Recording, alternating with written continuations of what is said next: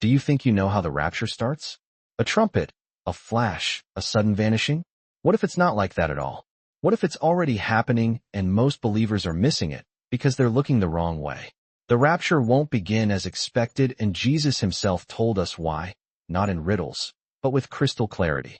The problem isn't a lack of information, it's the illusion of knowing. Most are waiting for chaos, signs in the sky, a loud announcement. But Jesus said the kingdom of God doesn't come with showy displays, it starts inside. This means the rapture's true beginning isn't global, it's personal, not noisy, but silent. That one truth turns everything we've been taught upside down. We're not here to guess dates, but to reveal how the rapture actually begins according to Jesus and why that's key to not being left behind.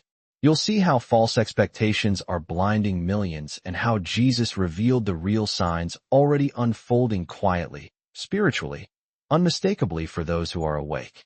So before you scroll, what if the rapture has already started, just not as you thought? Stay with me. This could be the wake-up call your soul needs.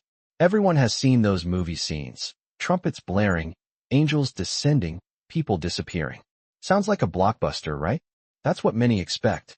This image, repeated endlessly, has become almost unquestioned. But Jesus didn't teach that story. A fantasy became doctrine, and now most await the noise, while heaven might already be moving in silence. The Bible was never sensational, it was always deep. God moves invisibly before visibly. That's how it was at creation, with Christ, the Holy Spirit, always a spiritual stirring before any spectacle. Why would the rapture be different? People expect what dazzles, not what transforms. They watch the sky, missing what stirs within. While everyone expects thunder, Jesus spoke of something subtle, a quiet process like a seed growing. That changes everything. Those expecting an explosion will miss the whisper, like expecting a storm's roar, but ignoring the soft breeze before it. The rapture isn't a single event. It's a sequence already begun in the unseen. Most seek a spectacular sign, ignoring what's happening inside. That's the most dangerous trap, expecting God to move outside and missing his inner work. While they await noise, he works in silence. This collective deception is dangerous. When the visible happens, many will be left behind, not for missing the trumpet, but for ignoring the whisper before it. Jesus didn't leave us guessing. In Matthew 24 verses 37 to 39, he compared his return to Noah's day. He didn't highlight chaos, but normalcy. People eating, drinking, marrying, living as usual. That was the setup. The danger wasn't disaster, but comfort. That's how the rapture will begin, not with fear, but with people too comfortable to notice they're drifting. In Noah's day, skies were clear, no alarms blared. Life went on uninterrupted until the flood came. Jesus said, "They did not know until the flood came and took them all away." Not ignorance from lack of warning, but blindness from routine. The same is happening now. We scroll, plan, build, missing signs screaming in silence.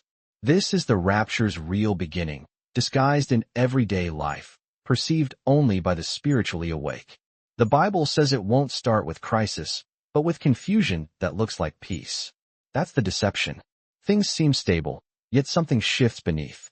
Like the quiet before an earthquake, everything seems fine, but pressure builds deep down. That's where we are spiritually. While many await war, collapse, or panic, Jesus hinted at something more deceptive, comfort that lulls the soul to sleep. When comfort becomes the norm, discernment dies first. Being alert now is crucial, because what looks like peace may be the silence before the storm. If people don't wake up, they might miss what's already beginning inside and around them. Before anything appears naturally, God tests spiritually. The rapture is no exception. Jesus showed this in the parable of the 10 virgins in Matthew 25 verses 1 to 13. The trumpet doesn't blow first, the oil runs low first.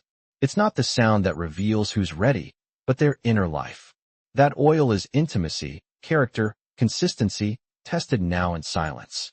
Today's test is subtle but intense, choosing prayer over distraction, purity over compromise, vigilance over laziness. In a world rewarding speed, noise, performance, maintaining spiritual oil is a daily battle. Those small decisions determine if you're prepared. No one sees it, but heaven watches, not for perfection, but perseverance.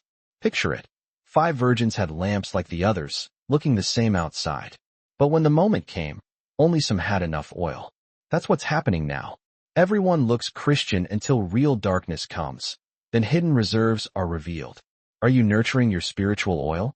Guarding your intimacy with God? When the door opens, it'll be too late to borrow what only you were responsible to cultivate. This isn't just a Sunday school parable, it's a prophetic warning. The spiritual test is happening now, not through fire, but choices made quietly. Many are failing while waiting for something big. The biggest moment begins in the smallest response. If you listen, heaven is watching to see who still has oil when the door creaks open. Jesus didn't just speak in parables. He dropped spiritual keys, and most walk past them. In Luke 17 verses 20 to 21, the Pharisees asked when the kingdom would come. Jesus answered, "The kingdom of God does not come with observation. The kingdom is within you." That dismay